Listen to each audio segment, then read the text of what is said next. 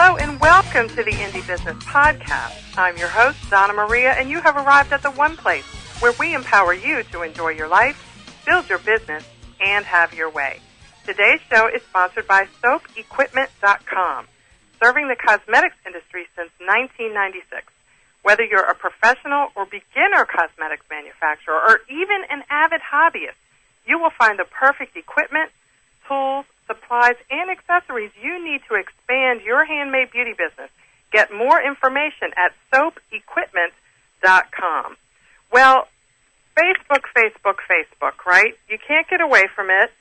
Love it or hate it, it is here to stay. And as a small business owner myself, I count myself as one of the people who is happy that Facebook is here today. And we've got someone with us on the show today who has just gone up and down Facebook and pulled the most useful things that Facebook has to offer for us as small business owners. I am excited to have him on the show today. His name is Justin Levy. He is the author of the #1 best-selling book, Facebook, Designing Your Next Marketing Campaign, Facebook Marketing. This book is out in its second edition, and Justin Levy is the Director of Business Development, Marketing, and Client Relations at New Marketing Labs, a new media marketing agency that helps large and mid-sized businesses drive business value through the use of social media, blogs, community platforms, and other new online social tools. He has worked with some amazing clients. His lists include Sony, Microsoft, Citrix, Pearson Education, and Molson Coors. He is also a partner and general manager of Caminito Argentinian Steakhouse, a traditional steakhouse that has successfully used social media to drive sales. And now I'm hungry, Justin. Welcome to the show. Thank you for having me.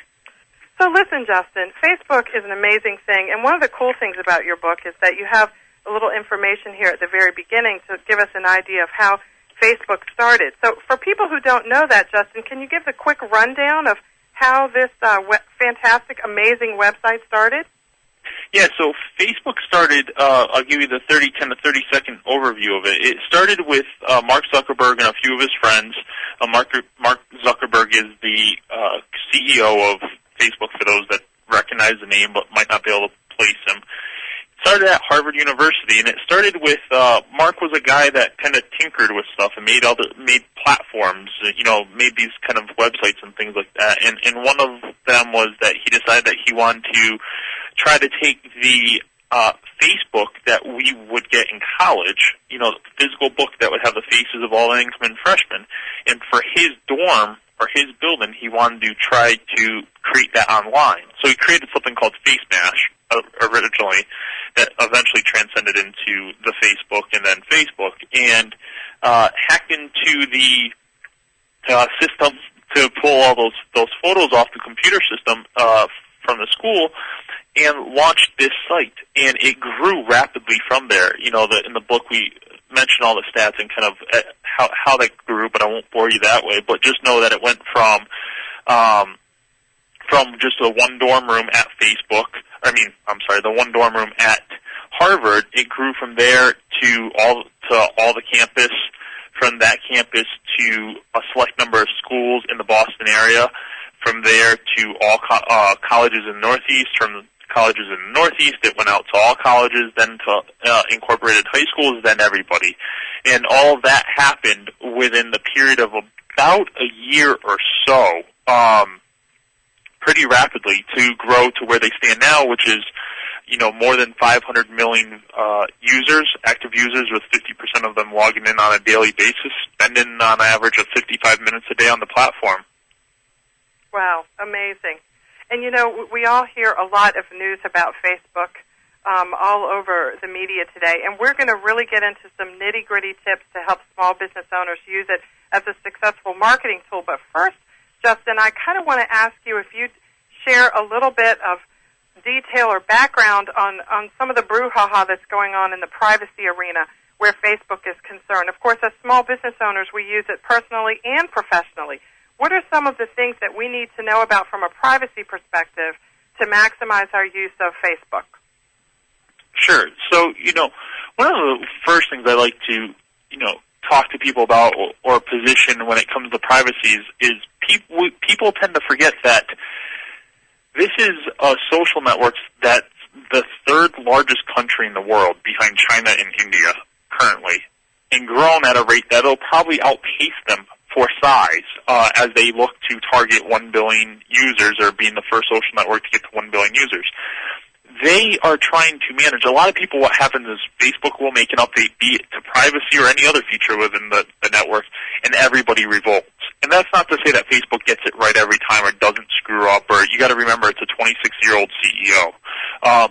So, you know, it's not to say that they always get it right, but they are trying to manage an entire country, one of the world's largest countries. And we know the issues that we have just in our country with trying to do something like pass healthcare reform or anything like that. Try to think of it in that terms. I mean, they're trying to make decisions for 500 million people worldwide, not just you. So, or not just you and your group of friends.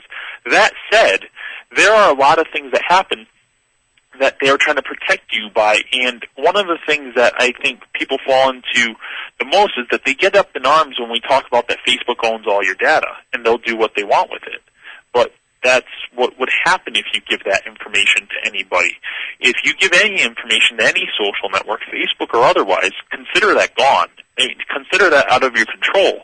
And it's not to say that they'll ever do anything negative or malicious with it, but the second that you upload any data into any social network, it's probably backed up thousands of times because of their redundant systems to ensure that their network stays up. So you upload a photo into Facebook, whether or not you want that photo to be seen by your employer, by your colleagues, by your family, by your friends, whoever you want to see that photo, you know, guess that that photo's gone. It might never come back to haunt you, but even if you delete that photo and it's not a photo that you care to share with the world, that photo's probably been backed up several times by Facebook. Again, because they just have a need as a service to back up their data in case anything happens to it. But when you think about privacy, you have to consider both your personal and your kind of professional brand, whether that is that you have a true personal brand that you've built up that people know you by, whether it's that you have this personal life and professional life. You know, we grew up before social networks with the ability to punch into our 9 to 5, leave, and be someone different at nights and on the weekends. You know, you're someone different around your friends and family than you are around your coworkers. Whether that's you're a little more, you know, stern during the day and you're more relaxed at night, or, you know, you like sports or other indulgences at night or on the weekends as opposed to during the workday. Those things were they always had a line in the sand between the two, unless you went to a barbecue or something like that with your coworkers, or went out for a couple beers after work with some of your coworkers. That's changed now, and so you have to decide how much of that you want to share with the world through tools such as Facebook. And, you know, that's where I think people get confused with the privacies. You know, Facebook actually offers you a large range of privacy features. Again, they have admitted that they've gotten it wrong a couple times, and some people have gotten very upset at them, rightfully so. But they actually allow you now to separate out your personal and professional lives. So you can upload photo albums that you only allow a certain list to see. So you might have a list of friends, family, and colleagues, 3 separate lists. You might upload holiday pictures at the same time that you're uploading culture photos that you took of your team. So your team out, you know, doing something in the community. You want to upload what the culture of work that your business is like. You can upload both those photos to your personal profile now, but share one set with one list, being your family and friends, and another, you know, the other photos with your colleagues. So there's not the cross, but you have to understand how those privacy settings work to enable to draw that line where you want that line to be drawn. Justin, I've noticed that some people now have business pages on Facebook while they do not at all maintain a personal page. Can you share a little bit about, from a business perspective, how that works, and what are some of the pros and cons of doing it that way as opposed to having both a personal profile and a business page on Facebook? Yeah, so are you referring to an individual's business page, or are you referring to, I work for New Marketing Labs, and New Marketing Labs has its own page, and I also maintain a personal profile? I'm speaking on this question, Justin, about an individual who is a person and also owns the business. Gotcha. Yeah, sure. So some people have chosen to have a personal presence or not on Facebook, and that would be through your personal profile. Even if you were to have some professional branding wrapped around it, or things, some people choose to have that personal profile or not. But the more important part of it for the small business owner or for any business owner or someone that works for a company is the brand's presence on there. Again, with 500 million people on there, your customers, your prospects, and people that are doing research on your company live on Facebook, at least some portion of them. And so you can use a Facebook page to create a presence for your business that you can use as, brand management, presence management. You can use it to build up authority and thought leadership as a way to interact with your customers, provide customer service, promotions, hold discussions and conversations with your customers, and share things with them that you don't have to do through a personal profile, so that you brand the business. And you can also, if you choose to, have your personal profile on the side or hidden from that. They're not the same. So a person who doesn't have a Facebook page now can go to Facebook.com and just set up a business page and not be, quote-unquote, findable as an individual. Is that true? You can do that on Facebook? Yes, you have to create a profile through Facebook, but you can completely hide that profile from all searches. Okay. So your personal profile can be completely hidden so that you don't ever show up. People can't find you unless you request them. So, and the reason I'm asking this is because for a while it seemed like you had to have a personal page in order to also have a business page.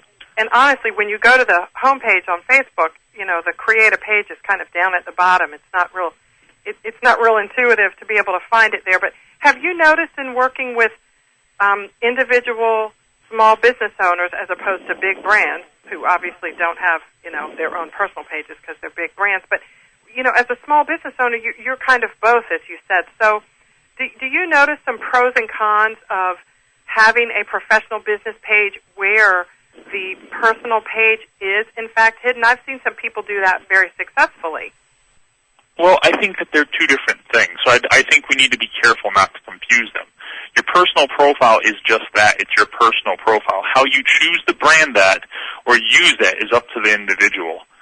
But having a business page for your company should be an essential part of your marketing campaign, or else I wouldn't have written 200 pages on it. So let me ask you this. If you already have a personal page, and I'm asking this because I've gotten this question a lot. If you already have a personal page, let's say you have a personal page with 500 people, and you've been interacting with both business and personal people on that page, and then you also created a business page, and let's say you have 1,000 people there, and you're, some people are struggling a little bit with, having to maintain two pages where there are business people. So my question is this. If you have both now, can you hide that personal page and keep that business page as active as it's always been, but hide the personal one so that only your personal, friends and family can interact with you there? Sure, you definitely can. I would push back a little bit and say, people question, and I certainly understand it takes a lot of time. There's not a lot of cost in social media, but there is a lot of sweat equity. There's a lot of your time that goes into managing all these presences. So if you're talking about that, you have a personal presence on Facebook and a professional one. You have a personal presence, a professional one on Twitter and Flickr and YouTube, and very quickly that web can grow out of control. However, at the same time, it's your business. So if that's your heart and soul, if you're a small business owner, you're going to do whatever it takes to brand that company so that, I don't see the management of my New Marketing Labs pages, because I have multiple of them, or we have multiple of them, and I have multiple pages for Caminito. I don't see that as additional stresses in keeping up my presence management. Sure, it's something that I have to ensure that I put time into, as well as my personal brand, which I've built up. But to answer your question, you can most certainly hide or completely hide your profile from searches from that point forward. But remember that you'll still have those using kind of the stats that you use, just thought those 500 people that you did develop a personal and professional relationship with because you're using your profile. The other thing is that that's going to be dependent on the type of business that you're in and who you're marketing to and the type of personality you are. Because for some people, take Gary Vaynerchuk, for instance, who's a good friend of mine. He owns Wine Library down in New Jersey and is a popular videographer or video blogger on Wine Library TV and kind of all across a bunch of different platforms. Some of the reason people go to Wine Library is because of him. Or a lot of people go there because of him. So for him to have that personal brand, that personal profile is a big deal because people want to connect with him, not so much maybe the logo of Wine Library, even though now they have their own fans that connect with them and with the other staff that works there. So you have to decide also how your company is seen. You know, my company, my restaurant is very much myself and my co-owner. We're branded pretty much throughout that. People know Caminito, but they also know us because of how we put ourselves out in the community. So we do a lot of business between our personal profiles that never hits our Facebook page for the business. Excellent thoughts about personal branding and corporate branding from our guest today, Justin Levy, the author of Facebook Marketing, Designing Your Next Marketing Campaign. When we come back, we're going to talk with Justin about doing just that, developing a Facebook marketing strategy. This is the Indie Business Podcast. We'll be right back.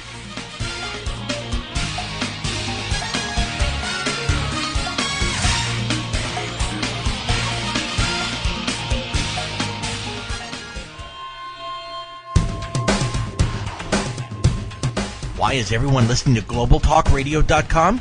Because it's the future of talk radio. Every day, more and more people are finding Internet radio as not just an alternative media, but as a replacement to traditional AM and FM broadcast stations. Internet radio offers a wider variety of programs, convenient on-demand listening that meets your schedule, and fewer commercial interruptions. And GlobalTalkRadio.com is already leading the way by matching this content with a highly targeted Internet audience. GlobalTalkRadio.com offers its listeners one of the widest programming varieties on the Internet, from business and finance to self-improvement, paranormal, health, literature, romance, politics, and more. There are also opportunities for prospective hosts who would like to host their own weekly or one-time talk shows. Want to learn more? Check us out at www.globaltalkradio.com and see the future of talk radio today.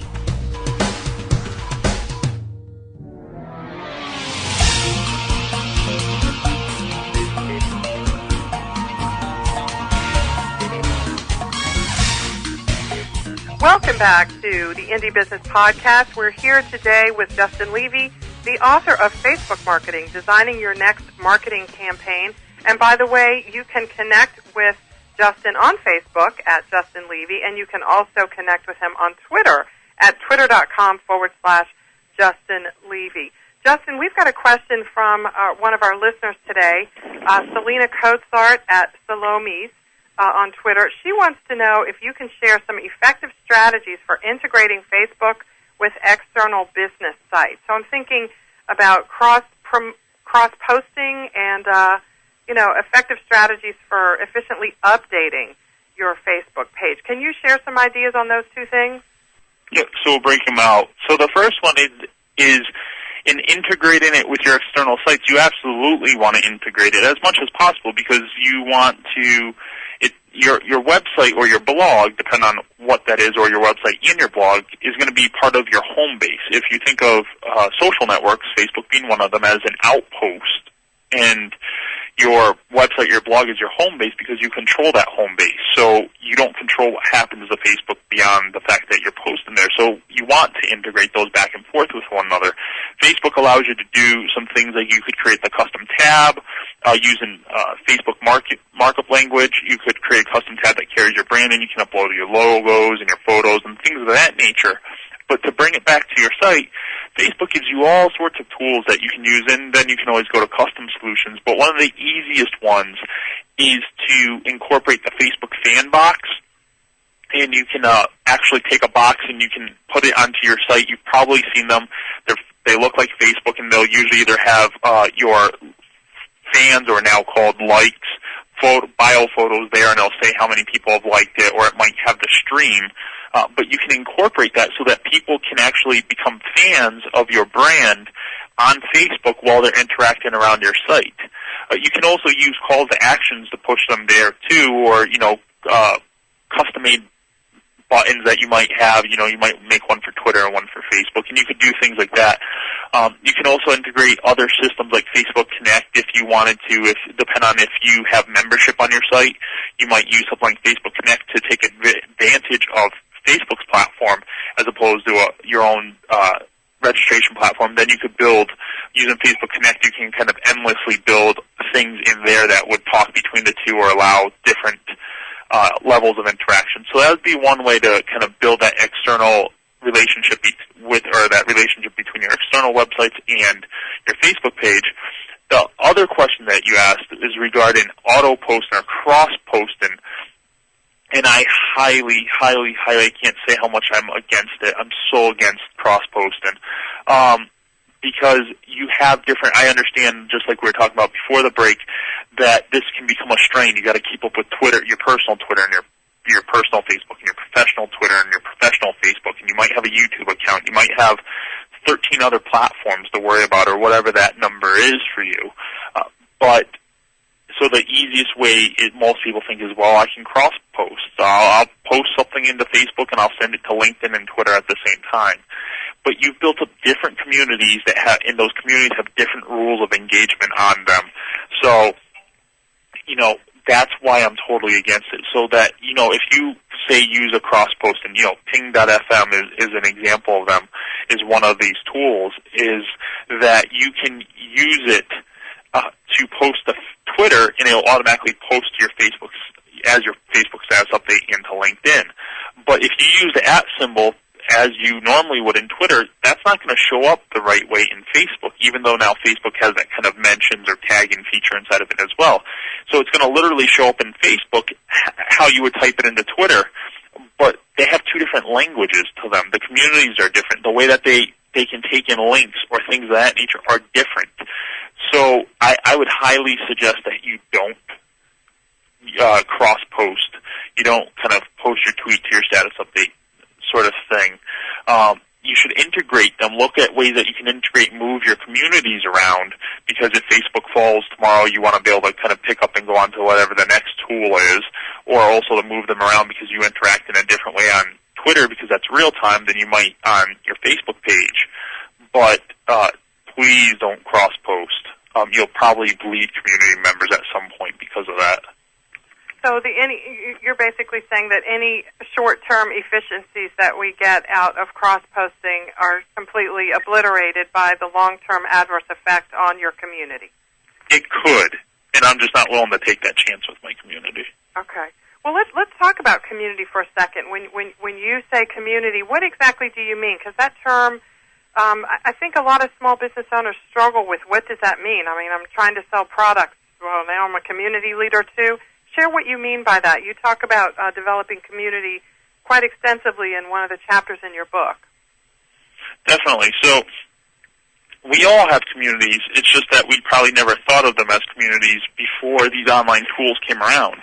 Your customers are part of a community. There's people that are out there talking about your brand and your service in your industry all the time that form a community. Whether or not they're your community or they're the industry's community, they're still there.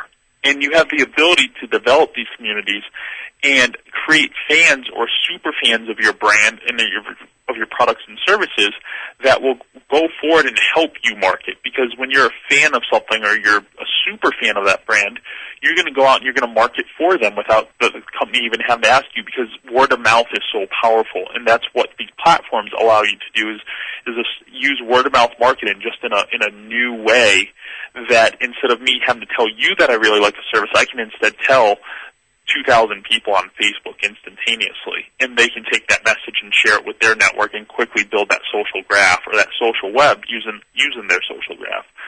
So there's different ways that you can build these kind of communities, or you can build these strategies using Facebook, and you have to decide which one is right for you. So I kind of break break it down in the book into kind of three main ways that you could build a strategy using Facebook and integrating it with your marketing. The first would be, a community building strategy. The second would be promotions, and the third be straight advertising.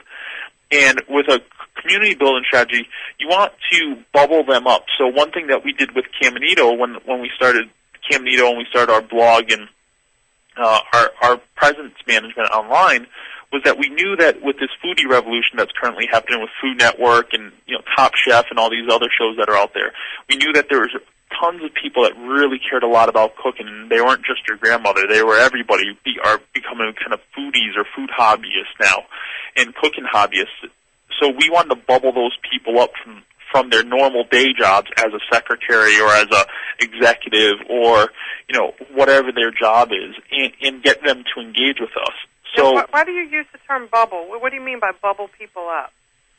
You want to bring them up to the surface. We all have these hobbies and we all have these interests inside of us, or that we do, that we might not know that everybody else is around us. There might not be we might not know of the niche network that exists within there. So I have 15,000 followers on Twitter, for example.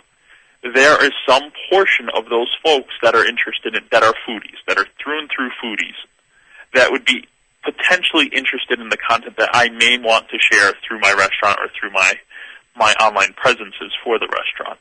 Okay. So I want to bubble up those interests. I want to take those 15,000 people and bring the foodies up to the surface. I want to bring those interests out of them, out of the people that normally I might have a marketing conversation with. But that's just mine. That's not saying for everybody. I mean, that's just my strategy. Your example, though, is really good. So what you're saying is you have, and I'm using you as an example because you are, so this is good. You are a person, and you have different communities and followings under your name that you've developed, but you're also a business owner at the steakhouse, and you're also an executive at a marketing company. So in general terms, Justin, you're saying that the overall Justin Levy, the overall brand, the overall persona there, has certain niches within that persona that you can bubble up and create separate communities to address those areas of interest. Is that a fair way to summarize it? It's a fair way to summarize it, but I would also say don't lock yourself into that, because that's not just based on something, a hobby of mine. Because I am a marketing executive, I also belong to marketing groups. I'm part of marketing communities. I'm part of communities based around sports and then I'm based around other hobbies of mine, such as staying fit or working out or things like that. Right. But I might also belong to an online community because of the type of car I own, or the city that I live in, or the section of the city I live in, or the gadgets that I have. I might belong to an iPad community or an iPhone community.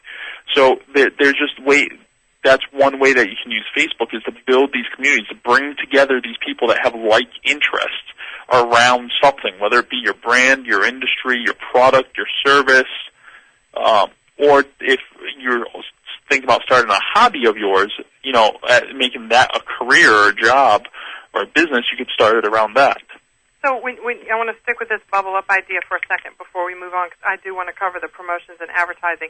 So when you find this mini niche or this bubble up area that you can sort of tap into, do you recommend doing that from your business page, or do you create a separate community for that? What are your thoughts on, utilizing and leveraging these communities without creating confusion? Well, it depends on what your strategy is, and I can't repeat that enough. You really have to go back, and you have to, everything I've said throughout this interview, you have to take that, and you have to know what your strategy is, and then you have to work against that strategy, knowing what your success metrics are. So what is your end goal? And that's going to determine whether or not that should be your business's page, or that should be a separate page, or maybe it should be both, depending on the type of community you have. So, we have, at NML, we're in social media, and we do a lot of work with new media marketing tools and things like that. We build and will continue to build our community around our brand, but our community includes not only fans of our brands and our clients and our prospects, but it also includes people that are interested in marketing, social media, and the digital channel, because of we're trying to be seen as thought leaders in our space. Mm-hmm. So the content and the presence that we hold, we hope is of a thought leadership quality, so that you'll take that information and carry it forward. So it's all depend on what your strategy is, but you can't do any of this, or you won't do it well unless you know what your strategy is. Okay, so these are all, of course, high-level examples, and we obviously need to, apply everything to our own business. But let me ask you this: do you care whether or not your business following or the people in your business niche know about your favorite car, or you mentioned fitness and things that really don't have anything directly, anyway, to do with marketing or with your steakhouse? Do you use those things against each other, or you totally keep them separate? What are your thoughts on that?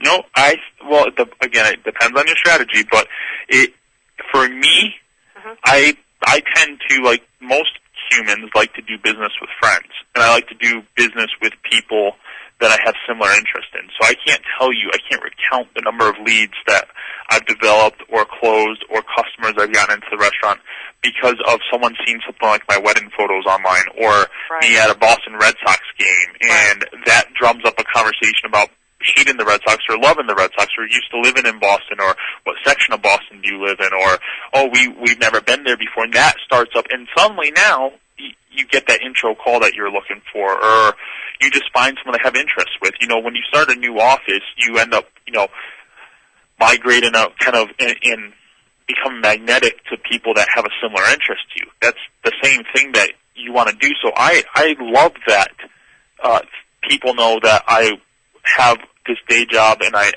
have this business at NML and I have my restaurant. I'm a Red Sox fan. I got married in Southern Connecticut on the water. I've been here, I've been there, and I've done this, because that allows me to have really rich, in-depth relationships and conversations with people that may or may not lead to business in the future.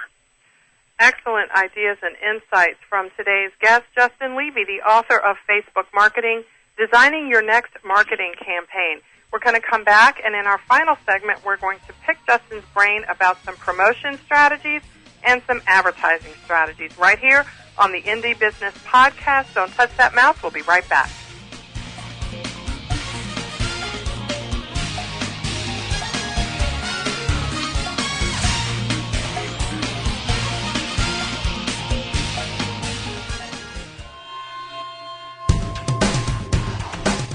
Want to stay on top of what's new in the radio industry? Sign up for a free subscription to the Future of Talk Radio, available exclusively to listeners of globaltalkradio.com, and find out what's new in the world of online radio. Listeners can find out about new shows and special guests. People with something special to offer can find out how to become a guest and how to prepare for an interview.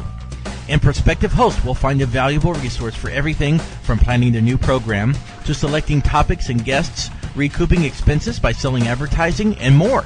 Sign up today for your free subscription to the Future of Talk Radio by visiting www.globaltalkradio.com and learn about the future of talk radio today.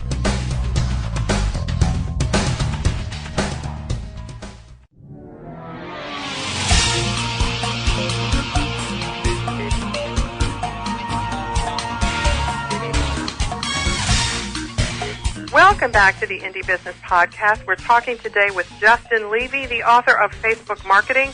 And before we took our break, he was sharing the 3 ways to develop a marketing strategy. And number 1 is community. We talked about creating sort of the bubble up of people in different sort of niches within the overview of your life.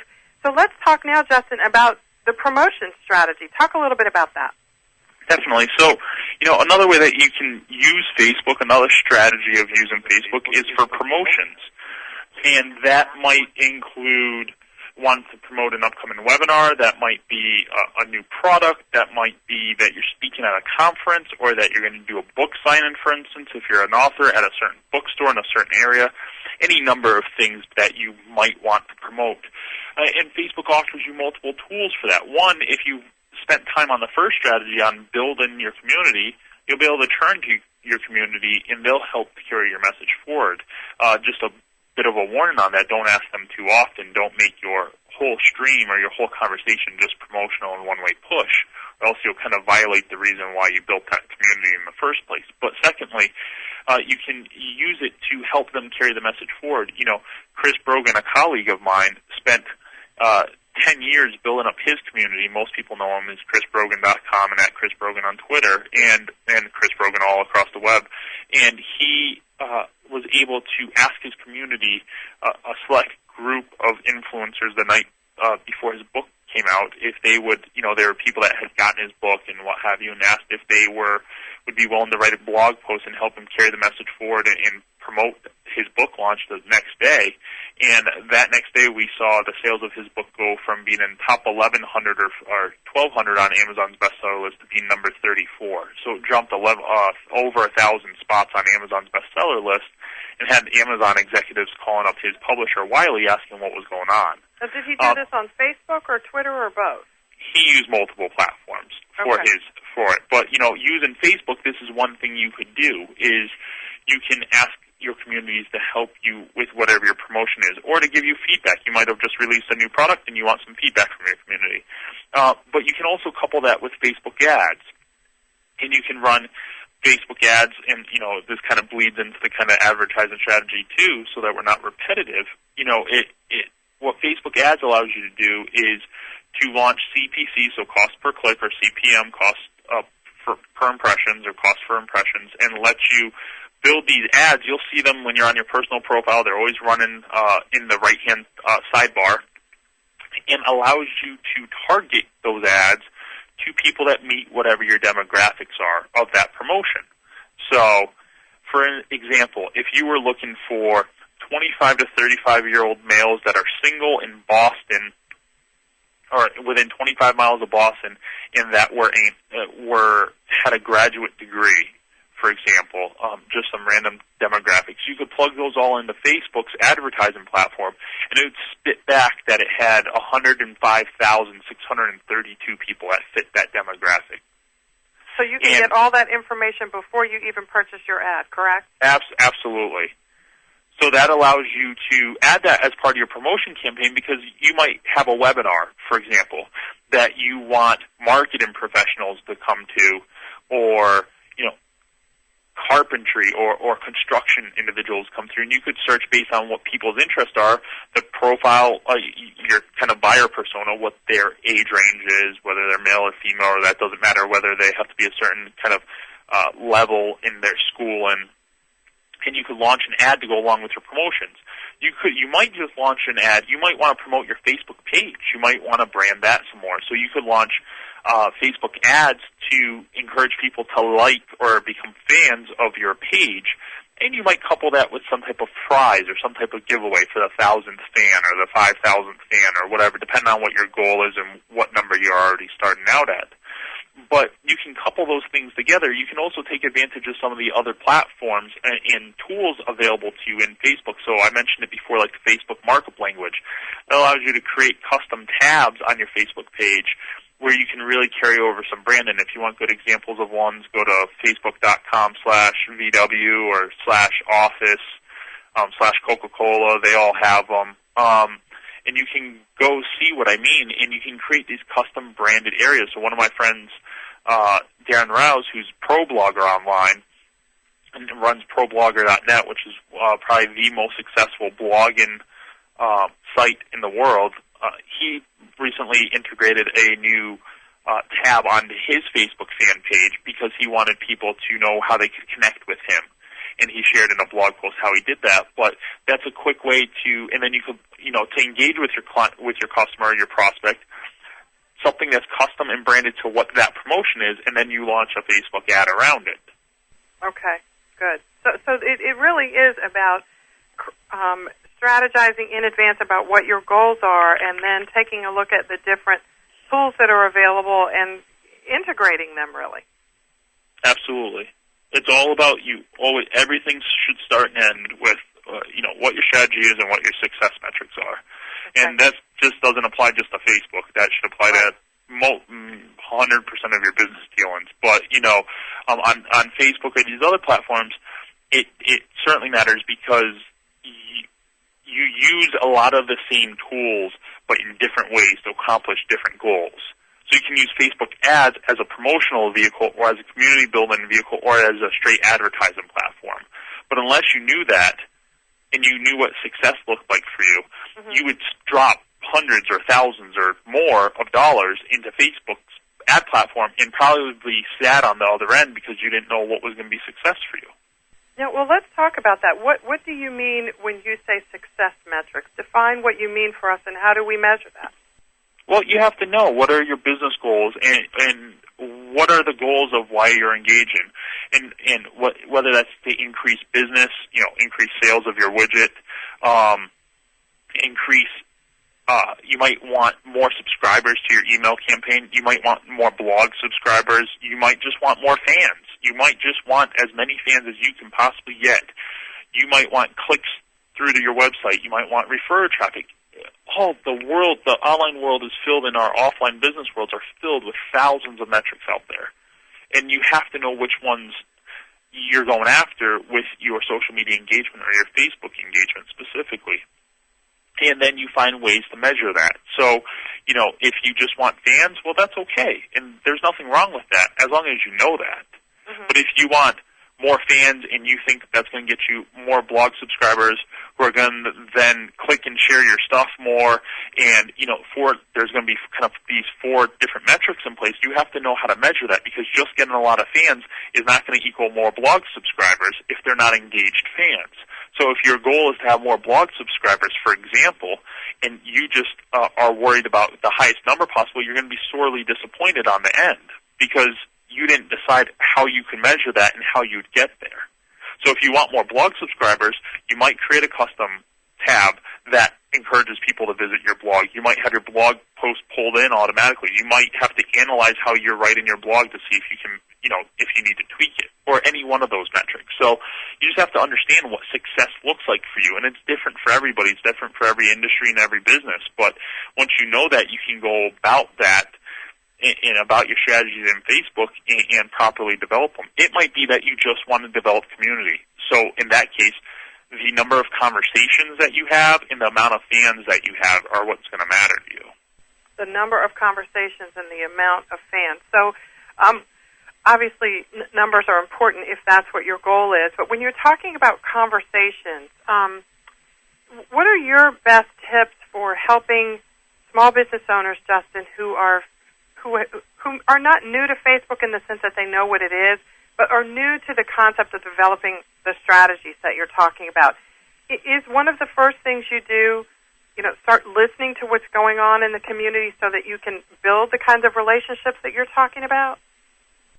Absolutely. In some ways, you want to know what your specific community needs and wants. And when I say your community, even though you might just be developing your actual brand's community, what your industry wants. So what's everyone, if you're in technology, what's everyone talking about today? Everyone currently today, as we're going on, is talking about that Google has released a platform for to create your own app through Android, the Android platform, or something like that, for instance. So a couple things are in that is that you need to know, like you said, listen to what your community is talking about, or your potential community, and how they interact. Some are more chatty than others. Some like to share. Some like video. Some might prefer podcasts like this one. What do they like? And then, what do you think they need? And don't let that be so right-wing and out there in the middle of, left field. But what do they need? What do you think they need? So you might see a need for video because no one else is doing video. Well, that might be a way that you could provide that information. You might see that your industry, the conversations are very, very high level, and that your competitors, it might be going over your community's head or your potential customer's head. So how could you take this big subject like Gary did? Gary took wine, which for most of us is very hard to understand and very frustrating. And he took it down to describe a glass of wine like it tastes like dirt with some rubber burned into it, lit on fire with mint afterwards. And you're like, well, I've never tried that combination in life, but I can imagine it. So, okay, I'll decide whether or not I want to buy that bottle of wine now. Whereas opposed to, it rolls off the back of your tongue and it hits, the notes of this, we don't understand that. Most of us don't. So you might choose that you need to bring it down to a kind of in plain English level for your community. Whatever those listen, figure out what your community needs, and then produce against that and for that. And also think about how you can, one great way to build community is make it about them. Don't make it about yourself. No one gives a damn about your stupid product or your stupid, service or whatever. We don't. No one cares. And no one cares that I own a steakhouse in the middle of Northampton unless I make them care, unless I find ways to bubble that community up, to create that community to move it forward. So, what I'd encourage people to do is to do that. Make it about them. Help promote their stuff. Go find their blog and promote their blog on your platform if they're writing good content. Share stuff about them or ask them what they want. I do something very simple once a week or so. I'll ask people how their day is going, and I'll get 50, 60 responses within seconds. Just because people just like to be asked how their day is going, because it's a nice break from all the normal stuff that's on there. And also see how you can curate information besides the thought leadership stuff that we've already talked about, how you can develop great content. How can you curate information? So one of the things that I do is I read, anywhere from 400 to 1,000, and I know that's a wide range, but usually settles in 400 to 600 articles per day. Subscribe to about 8 magazines and read 1 to 2 books a day. A day, 1 to 2 books a week, in addition to 4 to 6 newspapers a day. And I curate the best of that information for my community. So my community can find that information through several outlets, but they can connect with that and learn, or hopefully learn from it, or get a download of the 20 best things out of those 600 articles. So try that with your community, and that will help to build and grow your community as well. Okay, good. So you're taking the focus off of yourself, taking it off of your products, putting it on your community, and if you've done a good job of engaging the right people, then naturally your community will become interested in what it is that you have to offer, and that's an opportunity to share that with them. Is that right? Sure, absolutely. It's your community's it'll help you stay top of mind. And if you're producing great content, someone's eventually going to say, or those people are going to say, well, that's great. Well, what the hell is it that they do? HubSpot produces amazing content. They're an inbound marketing company in Cambridge around here. Yeah. They produce amazing content, webinars and ebooks and comics and videos and music videos and this and a blog and that and everything. And eventually, I can't tell you how many times friends of mine have asked me, what is it that HubSpot does? They produce great content, but that gets them to ask the question. Now you might call HubSpot to sit through a demo, and then you might decide to buy because of the content that they generated. Right. This is great information from today's guest, Justin Levy, author of Facebook Marketing, Designing Your Next Marketing Campaign. Justin, thanks for these fantastic tips and insights. Tell us, where do we go to get more information about you, to purchase your book, and find out what you have to share, and when we want to become engaged with you? Absolutely. You can find me at justinrlevy.com. That you can find me at Justin Levy anywhere around the social web pretty much, and on my blog you can find in the right-hand toolbar is an image of the book, and if you click on that, that'll take you to a blog post that I've launched that lists all the places that you can find it. Amazon, it's available for Kindle, it's not available for iBooks yet. It's available in all major bookstores nationwide. And your professional Facebook page, do you have a business page on Facebook too? I have one for the book, which is Facebook Marketing. I have one for New Marketing Labs. I have one for Caminito Argentinian Steakhouse. I use my personal profile for my own personal brand, so if you want, because I'm a human, and if people want to connect with me, they can find me just at Justin Levy on Facebook.com/Justin Levy. Excellent. Wonderful. Well, we've got lots of places to find you, and if anybody missed all that, you can just go to Google and type in Justin Levy, Levy, and you'll be able to find him at the place that you like to connect the most. Thank you so much for joining us today, Justin. It's been great to have you. I'm looking forward to seeing all of you here next week, right here on Indie Business Podcast. I want you to know that you can go and you can listen to all of my shows, 5 years of them, because I've been doing this since October 2005, every week right here, all indie, all business, just for you, at indiebusinessradio.com. And you can also read some textual summaries of my shows and listen to the podcast at indiebusinessblog.com. Just click on the podcast link, and you can also find me on iTunes as well. It's been great to have you all here. I'll see you next week right here on the Indie Business Podcast. In the meantime, enjoy your life, build your business, and have your way.